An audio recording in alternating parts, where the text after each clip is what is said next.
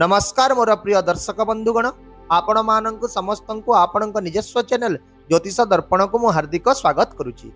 आज आम यह भिडियो रे सिंह राशि केतु ग्रहर नक्षत्र परिवर्तन विषय रे आलोचना करने को जाऊँ जहाँ 25 जुलाई 2025 रु आरंभ होई 2026 मार्च पर्यंत प्रभावी रहिबो।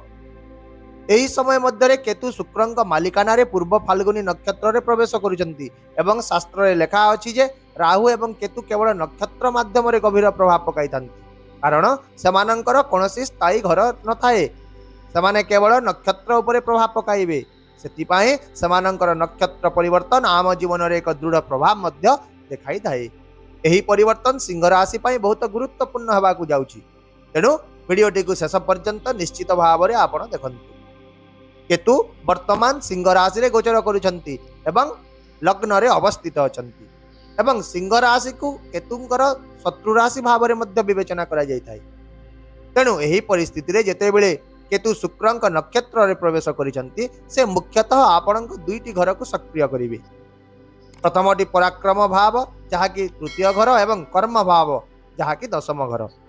सिंह राशि पई शुक्रंक एक निरपेक्ष ग्रह भाव रे विवेचना करा जाय थाए। जेते बेले केतु शुक्र राशि रे प्रवेश करिसंती सेते बेले एही दुईटी घर जीवन रे सक्रिय हो जाती एवं एही टारु आगामी 8 मासर फलाफल मध्य आरंभ होइथाय। ताहेले सर्वप्रथमे कर्म भाव विषय रे कथा हेबा अर्थात आपणक काम चाकरी वृत्ति एवं सामाजिक परिचय सहित जड़ित क्षेत्र। जेते बेले कर्म भाव सक्रिय होइथाय सेते बेले आपणक कैरियर रे बड़ परिवर्तन गुड़िक आसी पारे। जो माने चाकरी रे अछंती समाने नूतन योजना प्रति आकर्षित हेबे। एहा सहित समाने चाकरी सहित आयर किछि अतिरिक्त उत्स मध्य खोजिबे। अनेक लोक एक नूतन व्यवसाय आरंभ करने को किंबा अन्य क्षेत्र में पाद थापा को साहस मध्य जुटाइबे। एपरिक किछि लोक सेमानंक वर्तमान क्षेत्र को संपूर्ण भाव में परिवर्तन करदेबे एवं सही परिवर्तन सेमानंक पय सकारात्मक रिजल्ट मध्य आनिबो। एहा सहित एही समय रे पदोन्नति सहित चाकरी परिवर्तन किंबा साक्षात्कार रे सफलता मध्य देखा देई पारे एवं एही समस्त संभावना आहुरी सुदृढ़ मध्य हेबो। यदि आपण व्यवसाय रे अछंती तेबे नूतन उत्पाद किंबा डील जोड़ीबार परिस्थिति सृष्टि हेबो। मार्केटिंग एवं व्यावसायिक यात्रा पाई एहा एक सक्रिय समय रहिबो। अन्य पक्ष रे पराक्रम भावर सक्रियता द्वारा केतु निश्चित भाव रे आपनकु कठिन परिश्रम कराइबे किंतु सही कठिन परिश्रम व्यर्थ जीव नाही बंधुगण। ओलटा एही समय आपनकु नूतन चिंताधारा नूतन योजना एवं एक भिन्न कार्यशैली सहित सफल हेबार सुजोग प्रदान करिबे। एही समय रे आपणकर सृजनशीलता शीर्ष रे रहिबो एवं आपण अन्य समस्तक ठारो किछि भिन्न करबा को आपणक मन भितरे चाहिबे। किंतु एही समय रे एही विषय प्रति मध्य ध्यान दियंतु जे केतु संपूर्ण भाव रे शुभ किंबा संपूर्ण अशुभ फलाफल देई नथांती बरं से सबु बेले व्यक्ति को मिश्रित भाव रे फलाफल प्रदान करथि। तेणु एही अवधि रे आपणकर संपर्क गुडी करे मतपार्थक्य हेबार मध्य संभावना रहिछि। विशेषकर आपणकर सान भाई भौणी मानक सहित आपण मिठा मिठा कथा हुअन्तु। तेणु एही समय रे आपण संयमता सहित व्यवहार करंतु एवं कथावार्ता रे स्वच्छता बजाय रखंतु। एहा व्यतीत आउ मध्य केतु जेते बेले उत्तरायण रे बसी थांती सेते बेले आउ एक परिस्थिति मध्य सृष्टि हुए। सेटा हेउची मनुष्यर मन भितरे लोभ जहा द्वारा जने व्यक्ति शीघ्र धनी हेबा को इच्छा करिताए। एपरि परिस्थिति रे लोक माने प्रायतः शॉर्टकट रास्ता लोभ किंबा मिथ्या प्रतिश्रुति रे फसी जाती। विशेषकर यही समय रे एपरी लोक माने आपणक संपर्क रे आसीबे जो माने आपणक लोभनीय प्रस्ताव गुडी को देबे जेपरि कि एही स्थान रे टंका निवेश करंतु आमे रात राती आपणक द्विगुणित पैसा करि देबु किंबा किछि योजना रे आपण पैसा फसांतु आपणक विपुल लाभ मिलिबो। तेणु एही समय विशेष भाव रे आपणक एही दिग गुडी प्रति सतर्क रहिबा को चेतावनी देउछि। कारण जदि आपण भूल दिगरे जिबे तेबे आपण कोनोसी स्टॉक बाजार ठकेई योजना किंबा लोभरे आपणकर समस्त कष्ट अर्जित टंका मध्य हराई पारंती। एहा व्यतीत एही समय रे अनेक लोक मद्यपान खराब संगति किंबा अनैतिक कार्यकलाप प्रति आग्रह ए सब खराब दिग गुड़िकर शिकार होई पारंती। तेणु एही सब को आपण स्पष्ट भाव रे बुझंतु।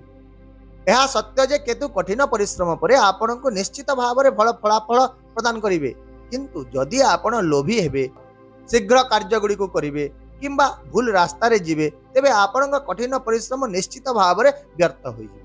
ताहेले एबे प्रश्न एया जे केतुंक गोचरर सर्वाधिक सकारात्मक फलाफल पाइबा पाई एवं नकारात्मक प्रभाव को एड़ाइबा पाई आपण कोन सब प्रतिकार करिवे। तेबे एतिपाई किछि सरल किंतु प्रभावशाली प्रतिकार विषय मु आपन को कहूची। प्रतिदिन ओम केतवे नमः मंत्र जप करंतु, अतिक्रम रे 11 थर जप करंतु, किंतु जदि संभव हेउची तेबे एहाकु 108 थर जप करिबा पाई मन भितरे आपण प्रस्तुत हो जाए, कारण यह बहुत भल लाभ देव बंधुगण। गणेश चालीसा पाठ करंतु किंबा नियमित भाव में शुणंतु, शुणिले मध्य समान फलाफल पाइबे। आपणक शोइबा गदी तले एक मयूर पर रखि दियंतु जहाँ केतुंकर कष्ट को शांत करिथाए। जदि आपण भारत में रहुचंती तेबे बुला कुकुर माननकु खाइबा को दियंतु, ताहा रोटी क्षीर किंबा बिस्कुट इत्यादि। नचेत जदि आपण विदेश में रहुचंती तेबे केवल मंत्र एवं पाठ रे ध्यान दियंतु, एगुड़िक मध्य आपणको पूर्ण फलाफल देवार क्षमता रखिछि। ए सबु परे मध्य शेष रे आपण आउ गोटे कथा को बुझी जानतु बंधु, एही समय सफलता पाई आपणको एक सुवर्ण सुजोग प्रदान करिवो। जदि आपण कठिन परिश्रम करंती, शॉर्टकट को एडांती, संयम रुहंती एवं आपण निष्पत्ति नियंती जे मु काम करिवि, शिखिबि एवं मोर चिंताधारा को ठीक रखिबि, तेबे केतु महाराज निश्चित भाव में एही समय को वरदान रे परिणत करिवे। अन्य पक्षरे जो माने केवल स्वप्न देखिबे, अस्थिर भाव निष्पत्ति नेबे किंबा लोभरे फसी जिवे, ताहेले समानंकु निश्चित भाव में परे पश्चाताप करने को पड़ो। एथिपाई तो ज्योतिष शास्त्र रही बंधुगण, जहा द्वारा आमे समय मध्य ही स्थिति गुड़ी को बुझी जिबा एवं स्थिति हिसाब से सठिक पथ बाछि पारिबा। आशा करुछि एही संपूर्ण सूचना आपण माननकु निश्चित भाव में पसंद आसीथिबो एवं भविष्य रे सठिक निष्पत्ति नेबारे मध्य आपनकु सहाय्य करिवो। जदि वीडियोटी पसंद आसिला तेबे दया करी याकु लाइक करि दियंतु, शेयर करि दियंतु एवं जदि चैनल को नुआ आसीचंती तेबे सब्सक्राइब करबा सह हाइप मध्य करि दियंतु। ताहेले आसंता काली मु पुनी थरे एक नूतन सूचना सहित आपनक सम्मुख रे उपस्थित हेबी। से पर्यंत विदाय दियंतु। धन्यवाद, नमस्कार, जय जगन्नाथ।